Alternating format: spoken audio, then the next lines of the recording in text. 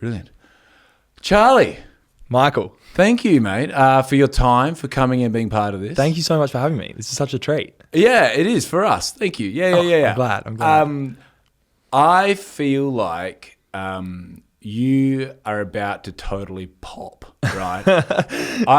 I've been watching you, and I've been fortunate to have done a few gigs with you as well. Very fortunate. And you're an incredibly talented musician, multi-instrumentalist. Thank you. You've moved from Bridgie to Perth. You've already secured some phenomenal supports.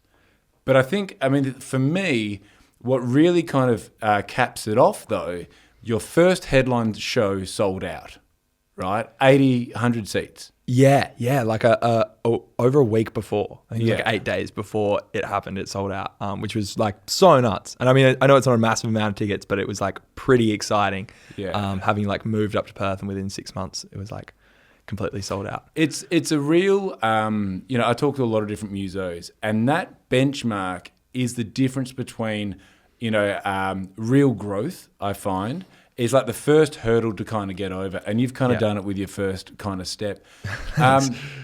Do you feel like you've got something special?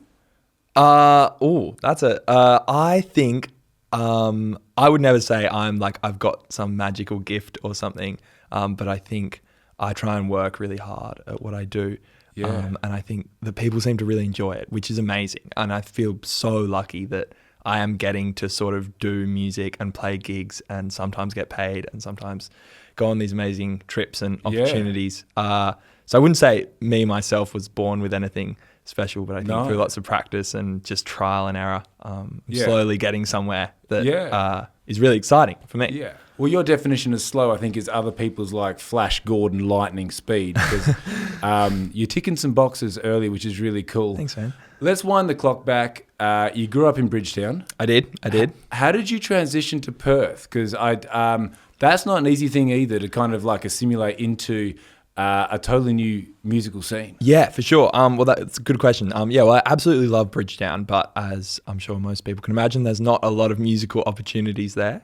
So once I graduated high school, first I went on a little gap year just for a bit of fun, and then I got into Whopper, which was amazing. And I think that was just the perfect way to get into the music scene in Perth, because for sure.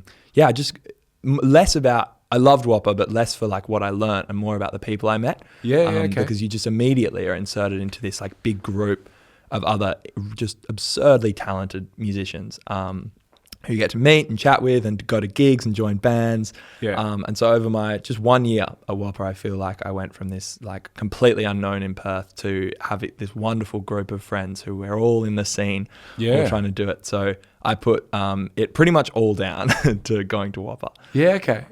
I think that's being very humble of you. And I say that because I've seen some of your skills around the different instruments that you play, right? And I remember someone showing me about 4 years ago, you dancing around the cidery in Bridgetown. You must have been 16 or 17 playing the saxophone with some loop stuff going on in the background. I'm fascinated to hear, how do you learn, right? How did you go from this well-worn instrument to your right to being as accomplished and knowledgeable as what you are? Like, how do you pick that up? Oh, that's a tricky question. I think so. I started on the djembe drum was my first instrument when I was like so little, and so I would go nuts on that for a while, and I like was in a band, which was so fun, and then moved to the guitar, which I absolutely love. This is Winnie, my little. I think it's like 11 years old now, my mini Maton, which I got for Christmas when I was 9 years old, and I still play it at every one of my gigs. And I think, absolutely fell in love with guitar. And I think it was just through high school, I was in bands, and I was in like a jazz band and a concert band, and I saw all these people playing all these other instruments that I couldn't play, but looked like they were having so much fun. And as much as I love guitar, I think when you can sometimes get tired of playing the same instrument, but I was never tired of music. And so I always just was interested in just trying things just for fun, not because I wanted to play them live or anything. But in terms of the process of learning things, I think it's really just trying to find songs that I want to play and repertoire that I want to learn that Right. really excites me and that's Yeah. really fun. I think it's very easy to just get locked into playing scales or learning all the theory behind things, but that doesn't really work for me. I can't read music at all. Really? No. I definitely should be able to, but I just don't find it that interesting. And so I think there's so many fun things to do in music, and I love expanding, learning different instruments, being a jack of all trades. I also think the other thing which led to this like kind of multi-instrumentalist thing was growing up in Bridgetown. I didn't have many musical friends. Okay. And like I was always into recording and writing my own songs and whatnot, but I never had like a drummer to play on my tracks or a bassist to play or a keys player to come in and lay down some keys because I just didn't know anyone. Yeah, okay. And so I was just like, oh, I want keys in this song. Well, I was like, oh, well, I haven't got anyone to come play them, so I'm just going to have to learn it myself.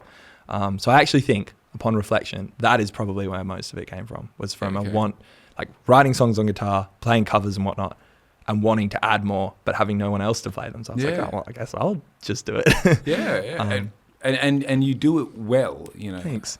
Yeah. Well, it's taken a lot of practice, and I really think once you've learnt one instrument to like, you know, where you sort of have a really good idea of it, then moving to another, a lot of the knowledge is transferable, so it's easier to pick up the next ones and more fun.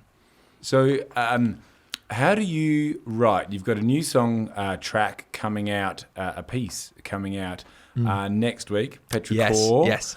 I have heard this song in the flesh. How do you write songs?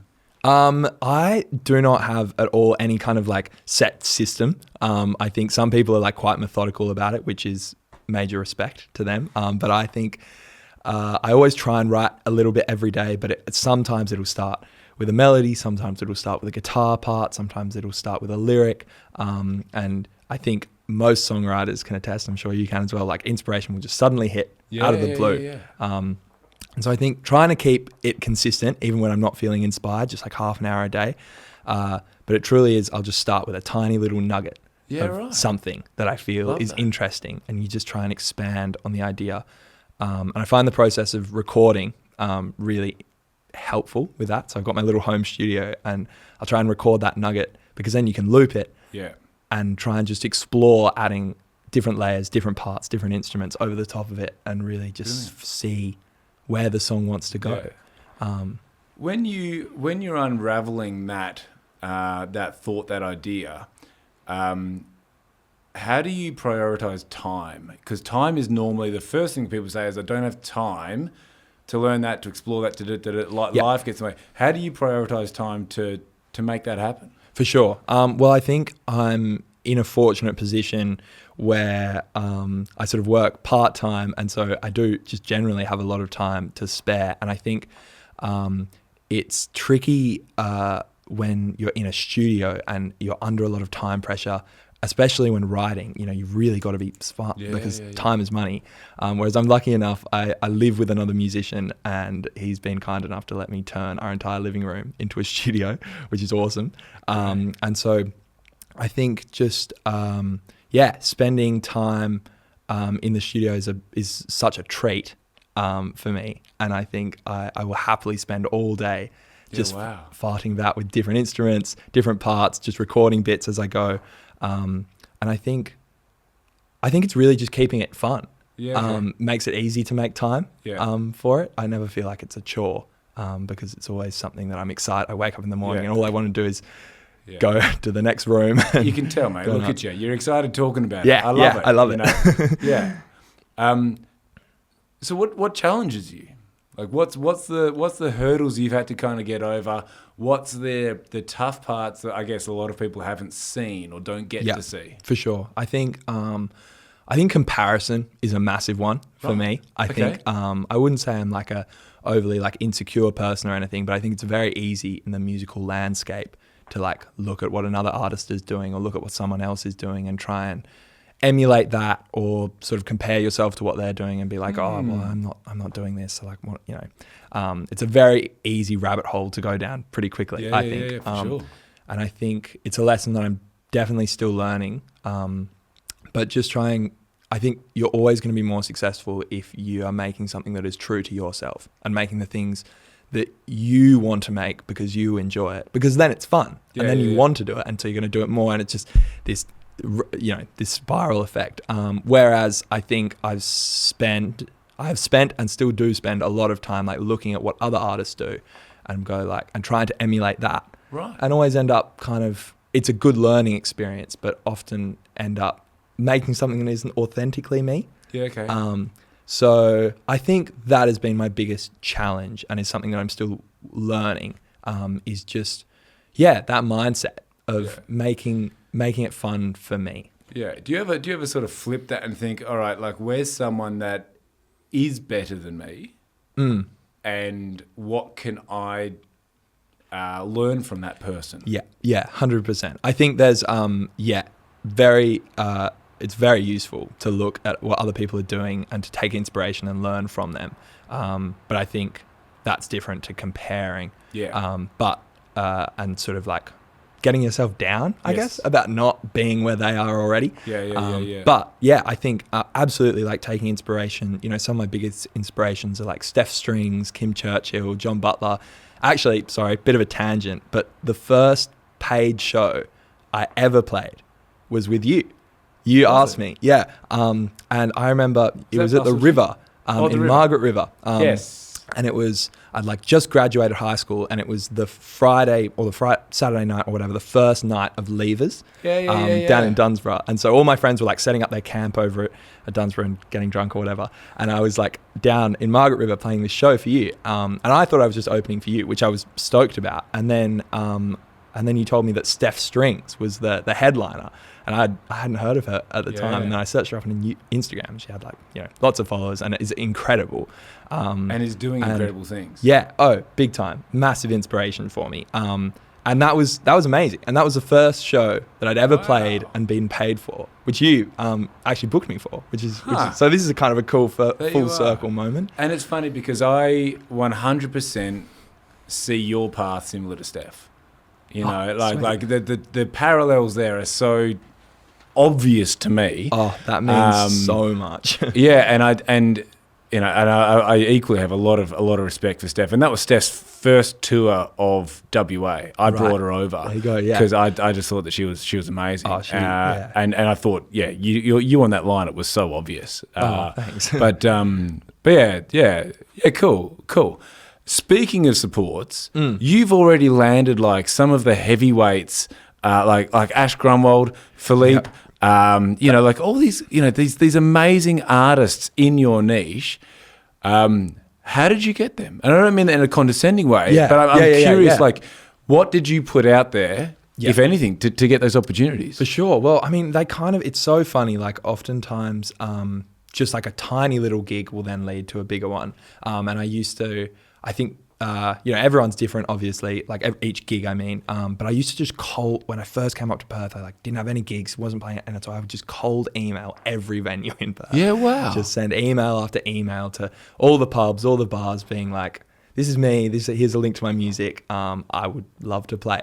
And, like it was such a funny experience, but it's amazing how much you can get if you ask. Yeah, okay. Like you're never going to get anything if you don't ask. And there were so many venues that were like sick and never emailed me again. But but many but like Indian Ocean Hotel, for example, where I opened for Philippe Baldemir on the Saturday night and Ash Grunwald on Sunday. It was literally just through like I emailed them a couple of times, and then I played a couple of the Wednesday night like open mics, which are unpaid. And through that, they saw me and they were like, "Oh, we want you to open for these guys," which is just like mind blowing. Both of those guys are massive inspirations for me. And I think that's just been a lot of my journey so far. It's just been by emailing people, by asking, and just trying to like insert myself into the community, into the conversation as much as possible. So just when any person from my sort of indie folk blues niche is coming over, I'm like someone they think of. Totally. Fingers crossed. My experience, not just mine, but everyone that I've interviewed as well, they've never really had an aggressively negative response to that shotgun approach. Yeah. Right? And I think a lot of people hold back because they don't know how to deal with getting a no, or they feel like they're going to get something that's pretty severe, like fuck off, you're dreaming kind of thing, right? Yeah. With your approach, did you ever get any sort of hostility back at you? Absolutely not. And I wouldn't say like that'll never happen. I'm sure there are some venues out there that maybe the manager is not the nicest person. But in my experience, I also find giving someone a phone call is really great. Ooh, that's a nugget. That's what I do. So I'm going up north in a couple of weeks. I was talking to you about it before. And I was like trying to plan trips. And so I just called every bar in like Geraldton, Broome, Exmouth. And I was like, you guys want any live music? And yeah, always, as far as my experiences have gone, they've always been like, oh, either great, or they've been like, oh, sorry, we're booked, or whatever. Make up some excuse to make me feel better.